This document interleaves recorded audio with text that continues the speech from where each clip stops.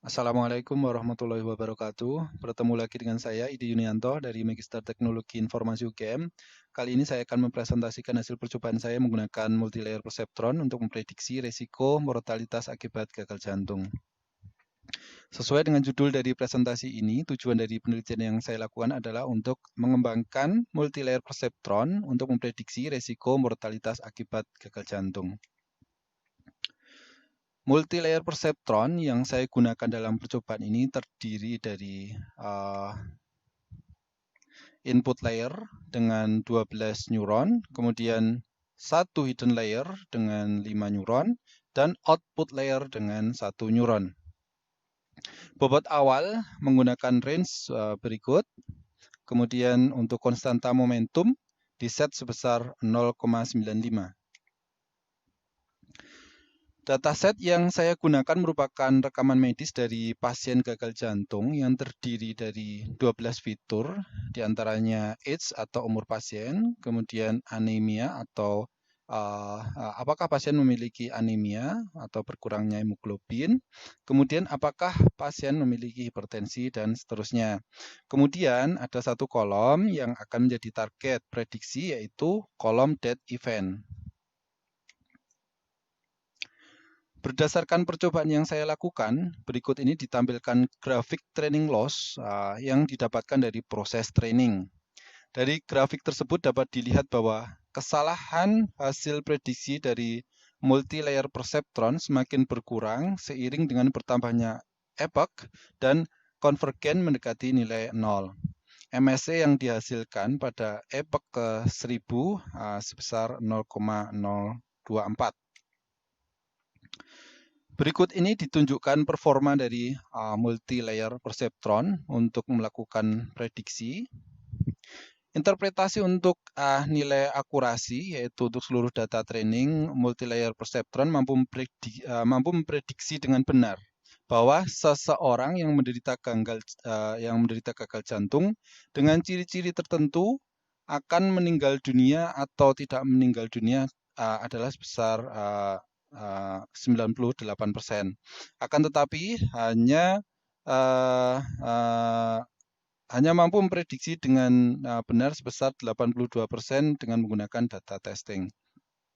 Selain itu dapat diinterpretasikan juga berdasar nilai precision bahwa multilayer perseptron yang dikembangkan mampu memprediksi dengan benar, yaitu sebesar 96% bahwa seseorang yang menderita gagal jantung akan meninggal dunia berdasarkan ciri-ciri pada data training.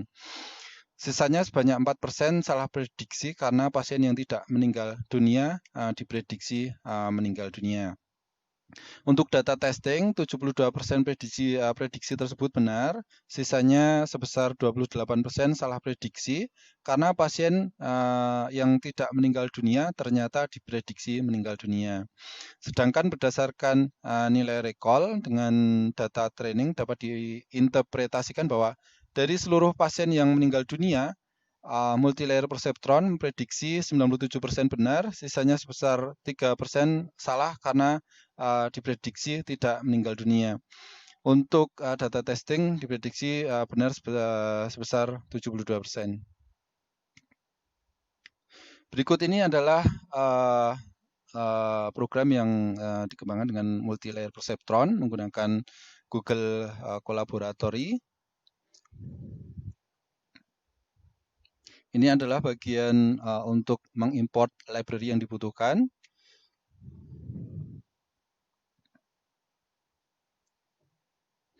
Kemudian ini adalah bagian pre-processing dari data. Kemudian ini adalah inisialisasi bobot dan variabel yang lain.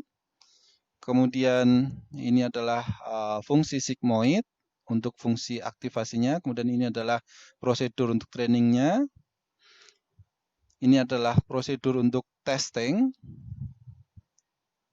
Ini adalah iterasi per epochnya. Ini ditampilkan ada log di sini. Kemudian ditampilkan hasil trainingnya. Didapatkan training loss seperti itu. Terus kemudian ini adalah hasil testingnya.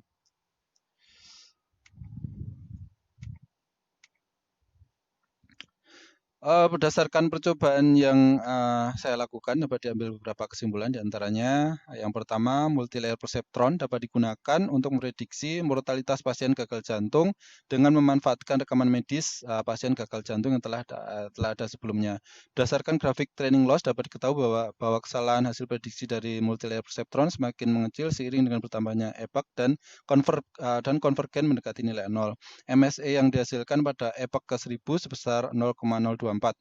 Performa yang ditunjukkan dengan menggunakan data testing menurun jika dibandingkan dengan uji coba menggunakan data training.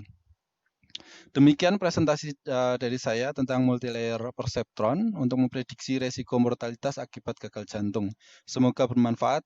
Assalamualaikum warahmatullahi wabarakatuh.